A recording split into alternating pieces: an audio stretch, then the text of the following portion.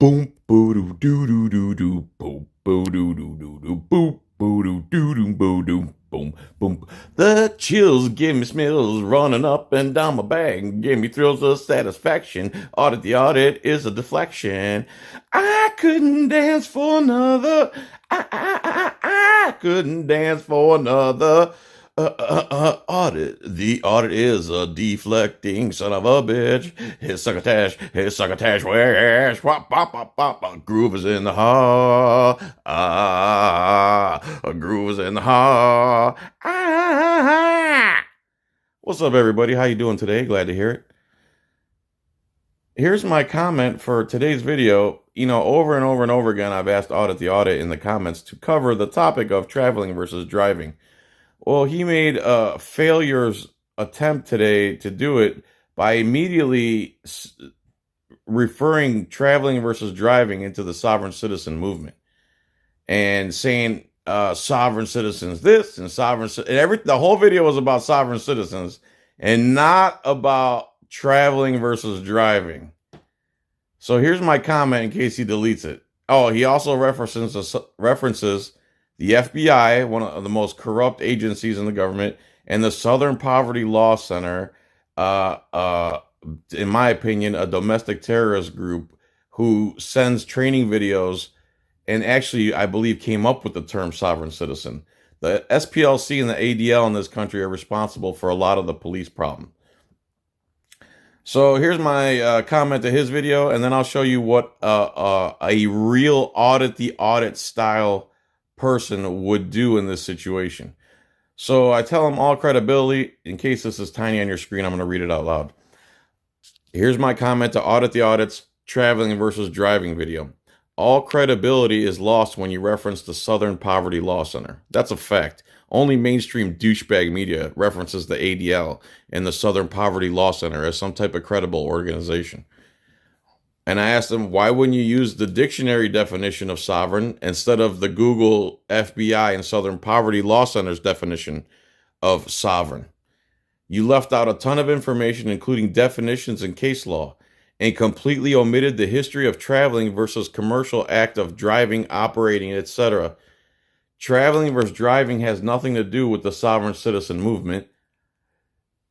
Millions of peaceful Americans don't want to be forced under threat to carry a government slave card or need paid permission to move about a free country.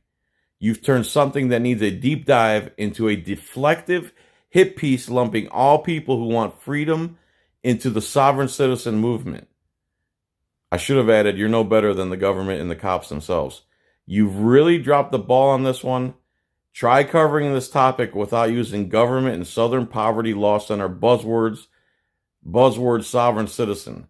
By dictionary definition of sovereign, the police and government are to the letter sovereign citizens. Nice try. So that's my response to Audit the Audit's failed attempt to explain driving versus traveling. I'm going to show you a real Audit the Audit style video of the guy who actually explains traveling versus driving and makes Audit the Audit's fraudit's attempt at this really show his true colors as a statist. All right, succotash, my succotash wish. Sing it, baby. I couldn't dance for another. So here's an actual video. His name's Jacob Culliton. I watched this about 8 years ago. And this guy explains the right to travel versus driving is a privilege. Because driving is a privilege, actually. The right to travel is a right, and driving is a privilege. You forgot to mention that, Audit the Audit. So I'm going to be interrupting this. I'll put both video links in the description. The link to this video and the link to Audit the Audit's failed attempt to do what this guy's going to do masterfully right here. I'm going to be pausing and interrupting, so if you don't want to hear me, leave now. Hello, my name is Jacob Culliton from leonislaw.com, and today we're going to be covering the right to travel. The difference between the right to travel and driving is a privilege. We're going to start by going over some of the legal definitions from the U.S. courts, the U.S. Code, and the legal dictionaries themselves. The term This is what Audit the Audit was calling quasi-legal. Quasi-legal. motor vehicle is different and broader than the word automobile. City of Dayton versus DeBrosi. The term motor vehicle means every description of carriage or other contrivance propelled or drawn by mechanical power and used for commercial purposes on the highways in the transportation of passengers and property or cargo. Title 18 U.S. Code, Section 31. Audit the Audit, did you hear that? The term used for commercial purposes means the carriage of persons or property for any fare, fee, rate, charge, or other consideration, or directly or indirectly in connection with any business or other undertaking intended for profit. Title 18 U.S. Code, Section 31. Audit the Audit.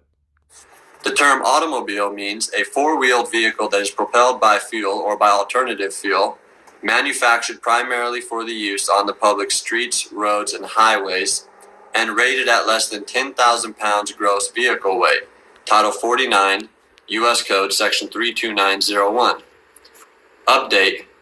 The term automobile includes an automobile rated at not more than 8,500 pounds gross vehicle weight, regardless of whether the Secretary of Transportation has applied this chapter to the automobile under Section 32901 of this title. Title 49 U.S. Code, Section 32908. And a motor vehicle or automobile for hire is a motor vehicle, other than an automobile stage, used for the transportation of persons for which remuneration is received. International Motor Transit Company versus City of Seattle. Oh, you forgot that case law there, Audit the Audit. Now we're going to look into Bovier's Constitutional Law Dictionary and Black's Law Dictionary, which is the most widely used and accepted law dictionary in the United States today. Automobile. A vehicle for the carriage of passengers or freight propelled by its own motor. It has been held to be a carriage, not a machine. Bovier's Law Dictionary, 1914 edition. A vehicle for the transportation of persons or property on the highway, carrying its own motive power and not operated upon fixed tracks. Black's Law Dictionary, 4th edition. Motor vehicle is not defined in Bovier's Constitutional Law Dictionary. However, it is defined in Black's Law Dictionary, 4th edition. The term motor vehicles, although sometimes regarded as synonymous with or limited to automobiles, often has a broader meaning and includes not only ordinary automobiles, but also motor buses and trucks. Black's Law, 4th edition. So now that we understand that a motor vehicle is used for commercial purposes and an automobile is used for private purposes, we're going to cover the differences between a driver, a traveler, and an operator. You listen close here, Audit the Audit. Driver. One employed in conducting a coach, carriage, wagon, or other vehicle. Bovier's Law Employed. Dictionary, 6th edition. One employed in conducting or operating a coach, carriage, wagon, or other vehicle. Black's Law Dictionary, 4th edition. And now if we look to traveler, one who passes from place to place, whether for pleasure, instruction, business, or health. Bovier's Law Dictionary, 1914 edition. Also, one who passes from place to place, whether for pleasure, instruction, business, or health. Identical definition in Black's Law Dictionary, 4th edition. And so an operator is not found in Bovier's Constitutional Law nor Black's Law Dictionary series. So we're going to default to Ballantyne's Law Dictionary, 3rd edition of 1969, which broadly covers an operator. Operating motor vehicle. Exercising control over the vehicle, although not at the time in the driver's seat. To explain what that means, we'll look to the So you can be an operator without physically being in the car. It seems like an operator can be like the trucking company is the operator that employs drivers. U.S. courts. It will be observed from the language of the ordinance that a distinction is to be drawn between the terms operator and driver. The operator of the service car being the person who is licensed to have the car on the streets in the business of carrying passengers for hire, while the driver is the one who actually drives the car. So operator and driver are not the same thing. You hear that, police and Audit the Audit? However, in the actual prosecution of business, it was possible for the same person to be both operator and driver. Newbill versus Union Indemnity Co. in the U.S. courts. Operator for hire. Any person who owns, controls, operates, or manages any motor vehicle for hire for the transportation of persons or property on any public highway, or any person who engages in the business of leasing motor vehicles for compensation for the transportation of persons or property upon the public highways. Ballantyne's Law Dictionary, 3rd edition, 1969. So an operator is the Only a few years before I was born. one who owns the business, such as a truck driving business, a limo service, or a taxi cab service, while the driver is the actual one employed to drive Employed. the vehicle, such as the truck driver, limo driver, taxi driver. However, if the operator, which is the one who owns the business, is also in physical control of the motor vehicle, they can be charged as operator and driver. So now we will look to the definition of traffic. Traffic does not mean that you are using the public streets, roads, and highways with other cars. You hear that, Audit the Audit? Traffic is defined as commerce, trade, sale, or exchange of merchandise, bills, money, and the like. Bovier's Oh, commerce. Law Dictionary, 6th edition. Commerce, trade, sale, or exchange of merchandise, bills, money, and the like. The passing of goods or commodities from one person to another for an equivalent in goods or money. Black's Law Dictionary, 4th edition. And so now we will look to the U.S. court decisions which preserve the right to travel. The right to travel is a well-established common right that does not owe its existence to the federal government. It is recognized by the courts as a natural right. Sackman versus Duels. Case law that Audit the Audit forgot. Next, the use of the highway for the purpose of travel and transportation is not a mere privilege, but a common fundamental right for which the public and individuals cannot rightfully be deprived. What? Chicago Motor Coach versus Chicago. Next, the right to travel is a part of liberty of which the citizen cannot be deprived without due process of law under the Fifth Amendment. Kemp Oh, so they can't just steal your car on the side of the road? versus Duels. Process of law under the Fifth Amendment. Kemp versus Duels. And finally, the right of the citizen to travel upon the public highways and to transport his property thereon, either by horse-drawn carriage or by automobile, is not a mere privilege which a city can prohibit or permit at will, but a common right which he has under the right to life, liberty, and the pursuit of happiness. Well, that almost makes sense. As a free American, you can just move around freely and live about your life without being harassed by gunmen and their supporters like Audit the Audit. Thomas versus Smith. The word automobile connotes a pleasure vehicle designed for the transportation of persons on highways. American Mutual Liability Insurance Co. versus Capu. And for those prosecutors, attorneys, lawyers, judges, and police officers who argue that an automobile is a multi-thousand-pound heavy piece of machinery which makes it Jason Barnett. dangerous, an automobile is not an inherently dangerous vehicle. MacPherson versus Buick Motor Company, also upheld in Cohens versus Meadow, and upheld again in Blair versus Broadmoor, and it has never been overturned. Regardless of the opinions, opinions are not law. Legal facts are law.